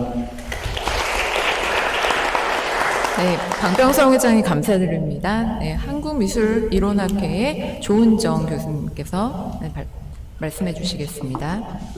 예, 저는 아침부터 최국선 회장님 개막사까지 들었습니다. 미술이론학회에서는 작년에 이어서 2번째로 하는 건데요. 정말 의미가 깊은 대회라고 생각을 합니다. 솔직하게 말씀드리면 보통 고대부터 현대까지 그리고 동서양 이렇게 분야별로 다양한 그 연구자들이 모여서 같이 학회를 해보자 그랬을 때 소통 잘 안 된다, 결국은 자기 아는 얘기들 하고 자기 분야에서만 얘기하고 나머지는 그냥 병행될 뿐이지 융합되지는 못한다. 이런 비판들이 많이 있습니다. 그렇지만 오늘 이렇게 모여서 듣는 것만으로도, 그러니까 접촉을 하는 것만으로도 정말 저는 배운 게 많았거든요. 그리고 그게 아침부터 시작해서 지금까지 8명의 발표자들과 거기 발표에 준하는 심도 깊은 질의자들, 그러면 지금 16명이 그 의견을 내신 거예요. 여기에 대해서 저는 정말 한 분 한 분께 제 질문 드리고 싶은 것들이 많이 있습니다. 오늘 하루는 안 될 거고요. 우리가 이렇게 모인 것을 계기로 해서 다른 학회에서나 다른 연구에서나 다른 학술지를 통해서 서로 기억하고 그때 얘기를 할 수 있을 거라고 생각이 듭니다.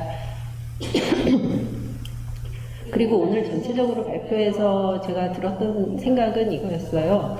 재난 극복이라고 했을 때 극복의 주체가 있고, 그리고 그 주체에 따라서 진행하는 방향이 달라지고요. 그래서 우리가 미국이라고 했을 때, 또는 연구, 또는 미술관이라고 했을 때 이런 추상적인 개념만으로는 그게 정말 어떤 식으로 어떤 의지를 가지고 있는지 모르잖아요. 그러니까 미국의 정부냐, 미국의 일반 대중이냐, 미국의 비평가들이냐. 그리고 그런 것들에 따라서 결국은 사람이라고 하는 각 개별이 모이고 그게 그룹을 이루고 공동체가 되면서 의지를 가지게 되는 게 아닌가 싶고요. 그렇게 됐을 때 오늘 발표해 주신 8분의 주제, 그리고 거기에 대한 질문들 각자가 다 결국은 그 의지 주체가 누구인가, 그리고 그 뒤에 어떤 관점이 있는가, 거기에 대한 얘기였다고 생각을 합니다. 그래서 첫 번째 발표 김혜진 선생님도 해주셨지만, 우리가 그리스어로 웅니마와 띠마라고 했을 때는 사실 현재 우리가 메모리, 기억이라고 하는 것, 또는 기념이라고 하는 것, 또는 토큰, 표식이라고 하는 이런 여러 가지 의미가 다 같이 담겨져 있는 거라서요. 그리고 극복에 대한 어떤 식으로 미술사라고 하는 행위를 통해서, 저술과 발표를 통해서 오늘 남기는 이러한 기록들이 재난 극복에 어떻게든 어떠한 방식으로든 기여할 수 있는 실질적인 역할을 한다고 믿습니다. 저는 굉장히 좀 오늘 감개무량했습니다. 모두 수고하셨습니다. 네, 조은정 회장님 감사합니다. 한국미술사 교육학회 최우천 회장님 말씀 듣겠습니다. 네, 먼저 죄송 말씀드리면 제가 총평을 할 수 있는 만큼 다 발표를 듣지 못하고 맨 마지막 후순위로 가지고는 짧게 대사를 끝내보자 해서 뒤로 왔습니다. 근데 그 우려를 우리 박명수 회장님이 8분을 다 하나 총평을 해주시는 바람에 부담 없게 마칠 수 있게 돼서 정말 다행스럽게 생각합니다. 아침에 제가 얘기해서 잠깐 말씀드렸지만 이 팬데믹 시대에 이렇게 모여서 발표하고 토론할 수 있다는 게 아마 이 재난 극복 미술사의 현장이 아닌가 생각이 듭니다. 처음에 코로나가 나왔을 때 마스크를 사고자 섰던 줄, 좀 있으면 또 소독제를 사기 위해 섰던 줄이 이제 우리 일상이 되었던 것이 과거같이 느껴지고, 지금의 마스크는 아주 패션화되고 바뀌어가는 걸 볼 수가 있습니다. 이것도 역시 재난 극복과 연결되는 것이 아닐까 싶고요. 오늘 이 하루 정도 긴 시간 동안 동서고의 미술사에 나타난 재난 극복의 현장을 뒤집어보고 아주 의미가 깊고 깊은 차이였다고 생각되고요. 오늘 이 발표하신 여러분들께 다시 한번 감사드리고, 또 끝까지 자리에 남아주시고 경청해 주시고 참석자분들께 감사의 말씀드립니다. 내년도 더 많은 좋은 발표와 또 학기의 모임을 통해서 제8회 미술사학대회가 청와대에 기초되기 바라지 않고요. 내년은 분명히 마스크를 벗고 많은 인원이 참석해서 대면으로 또 학회할 수 있는 그런 날이 분명히 오리라 믿습니다. 올해부터는 우리가 내년에 더 큰 희망을 갖고 미술사를 준비하고 열심히 노력하는 그런 학회가 되도록 하겠습니다. 대단히 감사합니다. 최우천 회장님 폐회사와 겸해서 말씀해 주셔서 감사를 드립니다. 오늘 아침 10시부터 8개의 발표를 들었는데요. 또 토론까지 해서 16개의 말씀을 들었는데 저도 오늘 고대 그리스부터 현대 또 팬데믹 전시까지 해서 정말 다양한 방법론과 또 그런 여러 가지 접근 방법, 그런 다양한 발표들을 이 재난 극복이라는 한 가지 주제로 다 이렇게 통일해서 저희가 하나로 어우러질 수 있는 그런 자리를 마련했다는 점에서 굉장히 의미 있는 자리였다고 생각을 합니다. 또 오랜 시간 동안 또 같이 경청을 해주시고 참여해주시고 이렇게 적극적으로 또 이렇게 경청하신 우리 발표자, 지리자 여러분들께 너무 감사드리고요. 또 동국대학교 관계자 여러분들께 감사를 드립니다. 이상으로 제7회 미술사학대회를 마치도록 하겠습니다. 감사합니다.